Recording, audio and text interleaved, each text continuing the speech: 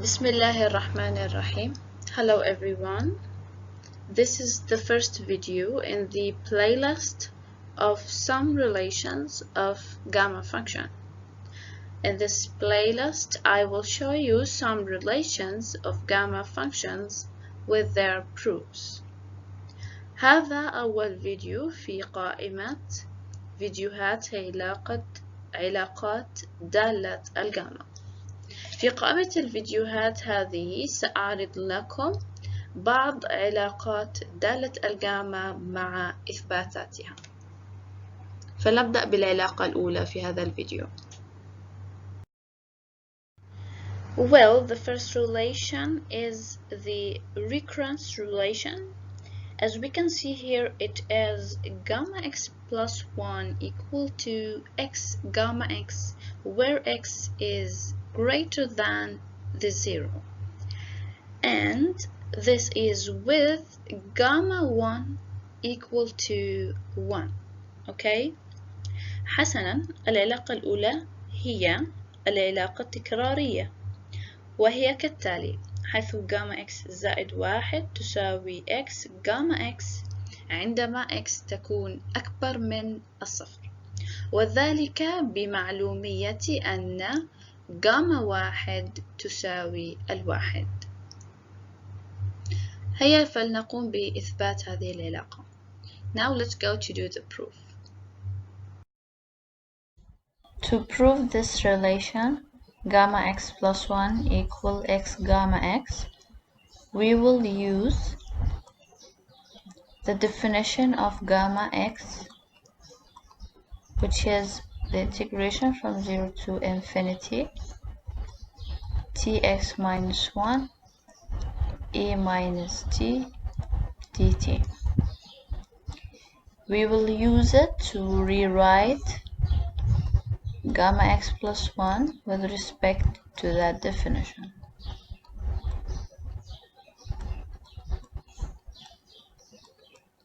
Now we have this integration. We will integrate it by parts. We have u equal to tx dv equal to e minus t dt. Why did we choose that u equal tx? Because if x equal to 1 and we differentiate it one time, it will give us 1 and then it will give us 0. We will reach to 0. If it's t raised to 2, we will have 2t. We differentiate here, okay, with respect to t till we reach to 0. And every time we will reach to 0. So that's why we will take u as tx, okay? Because it will reach to 0 after x plus 1 time. So we have here du, we differentiate x t x minus 1 dt, and here we integrate v equal minus e minus t, okay, because this is equal to the integration e minus t dt, okay.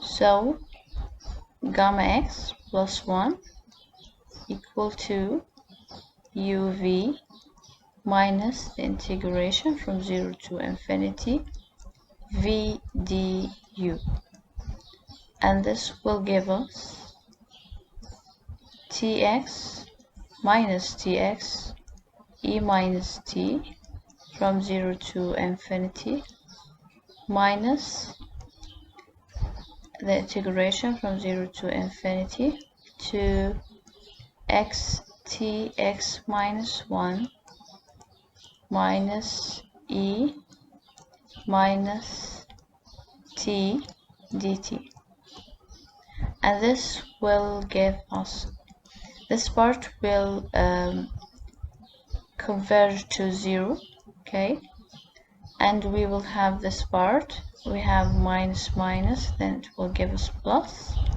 and this will give us, so and this integration depends on t, so we can get this x outside.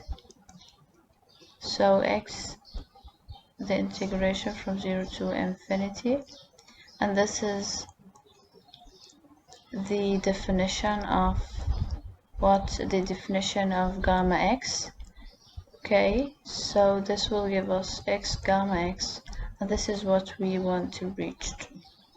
Okay, إذا لإثبات هذا التكامل احتجنا لإثبات هذه العلاقة gamma x زائد 1 تساوي x gamma x، قمنا باستخدام العلاقة التكاملية gamma x تساوي تكامل من صفر لما لا نهاية tx ناقص 1 e minus t dt. استخدمنا هذه العلاقة لإعادة كتابة جاما إكس زائد 1 بدلالتها، ثم كملنا بالتجزيء. فرضنا أن u تساوي t مرفوعة للأس x، و dv تساوي e ناقص t dt، وذلك لأن t المرفوعة للأس x يمكن أن تتلاشى بعد x زائد 1 تفاضل بالنسبة ل t، وبعد ذلك قمنا بالتعويض في القانون، ولأن t مرفوعة ل x e ناقص t من الصفر إلى الما لا نهاية تؤول إلى الصفر، وهذا ما سأشرحه بعد قليل. نحصل في النهاية على ما نريده وهو x gamma x.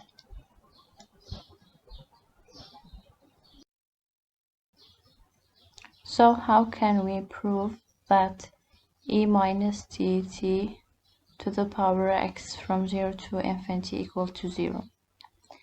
First of all, we have the upper limit here is infinity. So let's use the definition of limit and rewrite this expression. It will be like limit z approaches infinity to e minus t raised to x from 0 to z. Okay, now we can substitute with no singularity. Okay, we will get limit z approaches infinity e minus z to the power x minus e minus 0 multiplied by 0 raised to x. Okay, this will be equal to 0. Okay, and this part will remain with the problem of the singularity. But if we rewrite it like this, limit z from 0 to infinity, I mean z approaches infinity, z raised to x over ez, and substitute with the z, we get here infinity over infinity. And to solve such a limit, we can use L'Hopital rule. Okay, how to use this rule? We will derive the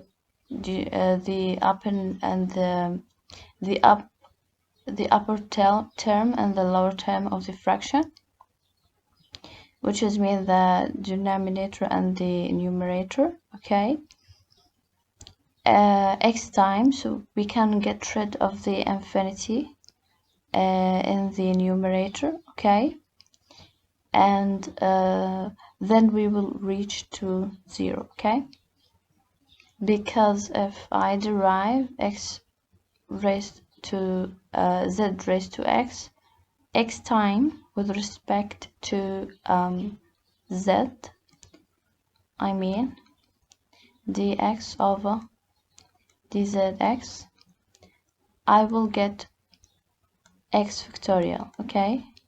And this we know it from deducing, as if, for example, I am trying to get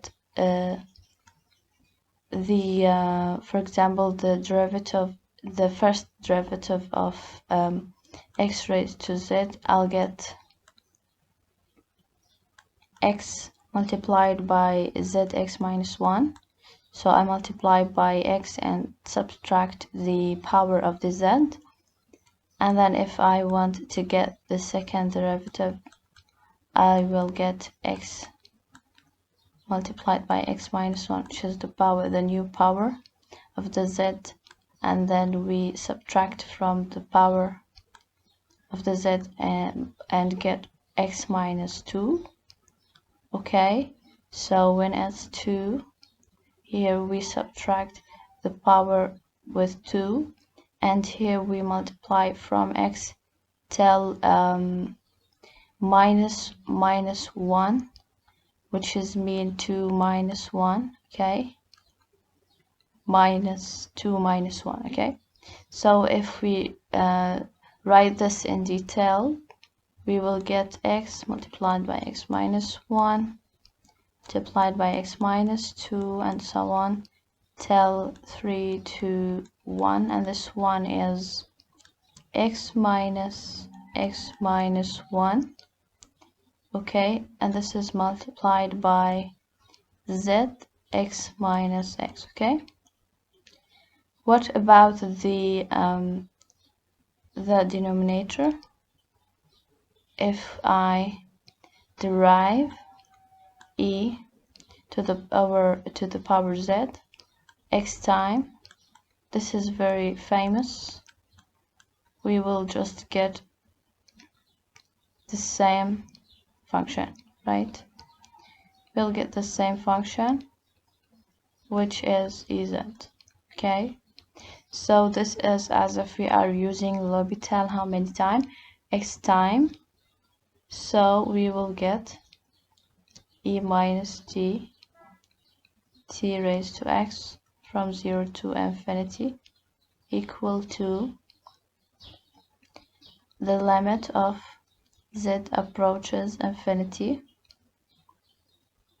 to x factorial over ez, and this will give us x factorial multiplied by limit z approaches infinity to 1 over ez, which is 1 over infinity, which is 0, okay?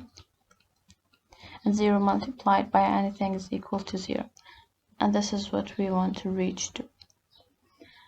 إذن كيف استطعنا أن نحقق أن هذا المقدار وهو E مرفوع للأس ناقص T مضروب في Tx من 0 إلى ما لا نهاية. في البداية أخذنا الترم أو الحد العلوي المسبب للمشكلة، واستخدمنا الليمت لحل هذه المشكلة بوضع أي رمز، واخترنا هنا زد يقترب من الما لا نهاية، فغيرنا الحدود من 0 إلى زد باستخدام الليمت. ثم قمنا بالتعويض المباشر في المقدار، وحصلنا على ليمت من ليمت للزد عندما تقترب من الما لا نهاية لإي ناقص زد في زد إكس ناقص الصفر.